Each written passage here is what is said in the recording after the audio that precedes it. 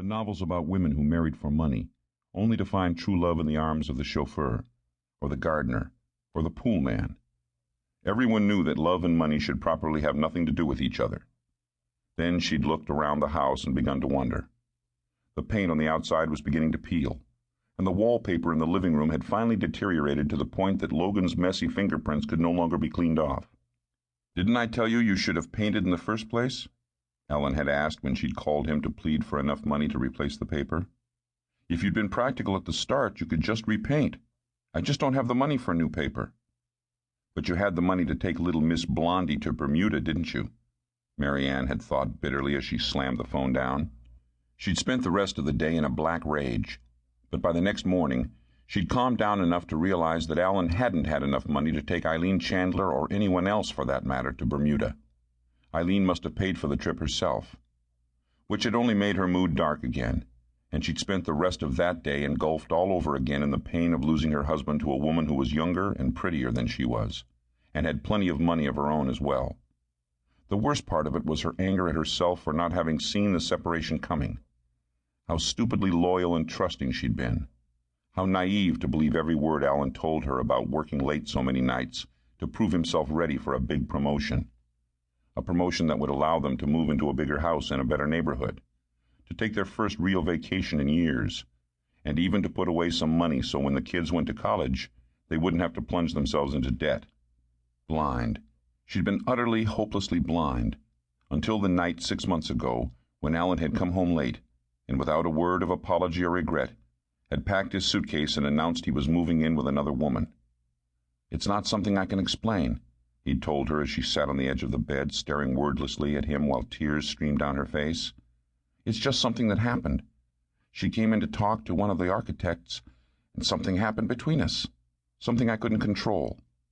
Finally he'd sat down next to her, gently putting his arm around her and talking quietly, his soft voice and warm brown eyes consoling her at the same time that his words cut into her soul. By the time he left, she was almost convinced that the whole thing was somehow her own fault.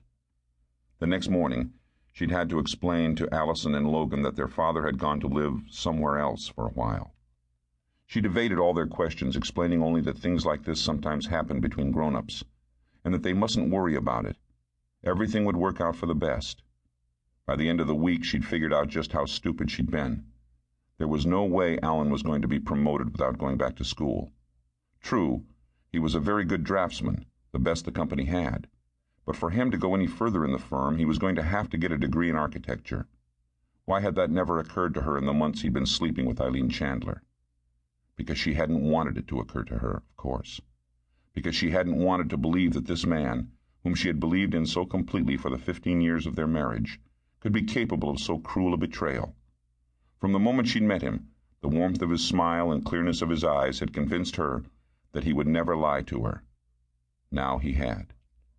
Still, as the months had gone by, she'd somehow refused truly to believe it, kept somehow believing it was a bad dream from which she would awaken, and somehow kept putting off filing for a divorce.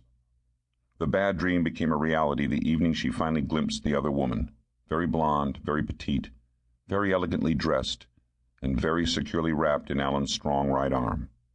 They were coming out of a restaurant, a very expensive restaurant which was far beyond Alan Carpenter's modest means. So, MaryAnne thought, could anyone begrudge her the glee she felt when Susan Weinstock had called last month to say, "Guess what? Little Miss Blondie threw Alan out." Susan gushed on. "Would you believe it's another man?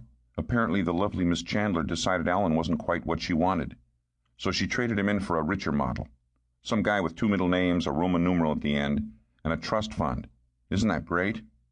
And it was, for one completely blissful, satisfying moment of sweet revenge, which quickly soured into confusion when Alan called to tell her that things haven't worked out with Eileen and I've moved out. "Really?" she had replied, carefully revealing nothing of what she already knew, hoping her neutral tone concealed the collision of emotions inside her, the need to forgive and forget and have him back again, warring with the longing to punish him for all the hurt he'd caused. "What happened?" she'd asked. Alan barely hesitated.